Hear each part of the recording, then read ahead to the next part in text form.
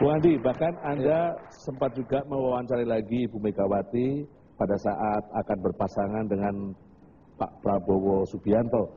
Dan pada saat wawancara itu ada satu pertanyaan Anda yang cukup menyelekit, menohok, membuat narasumbernya terkaget-kaget. Sekarang sebelum kita bicarakan, kita lihat dulu cuplikannya. Kalau kemudian yang dipersoalkan adalah kuda Anda yang konon harganya 3 miliar itu, bagaimana seorang Prabowo bisa bicara pembelaan terhadap rakyat kecil ketika di tengah rakyat banyak masih susah? Dia beli kuda sampai harganya 3 miliar. Itu kata wartawan. Yang saya kan melaporkan nilai. Ya, ada sekian puluh kuda, nilai seluruhnya kalau dinilai valuasinya sekian. Bukan satu kuda 3 miliar, seluruh kuda nilainya 5 miliar. Coba kuda-kuda itu dijual, dibelikan bebek, dibelikan ayam buat peternakan. Gimana tuh?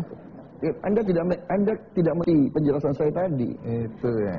Saya mau tanya sekarang, nilai kehormatan bangsa Anda nilai berapa? Dibandingkan bebek-bebek tadi ya. Iya, coba bandingkan.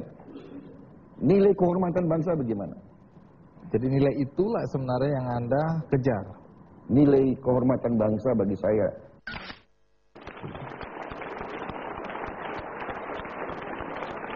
Anda ini nekat banget gitu loh. Dia itu mantan jenderal loh. Kok berani-beraninya? Pertanyaannya senyelekit itu apa nggak takut diculik? Hah? Tampak betul Pak Prabowo itu ekspresinya marah banget dengan pertanyaan yang tidak senonoh itu. Apa yang terbersit dalam pikiran Anda?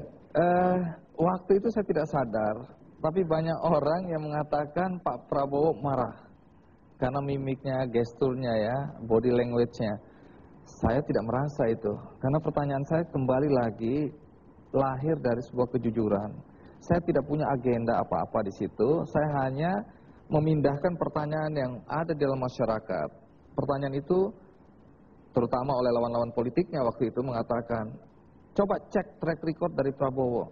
Dia itu hidupnya udah senang terus. Dia orang kaya, pengusaha. Terus bicara tentang kemiskinan. Kemiskinan apa yang sedang dibicarakan? Uang dia beli kuda aja harganya 3 miliar. Nah, ini kan sebenarnya pertanyaan yang harus saya tanyakan kepada Pak Prabowo. Nah, hal-hal semacam ini yang kemudian, ya silahkan dijawab. Inilah panggung Anda untuk menjawab, begitu. Tapi sampai saat ini sih hubungan saya dan Pak Prabowo tidak ada masalah. Jadi ini mungkin bukan... Anda aja yang mempermasalahkan itu.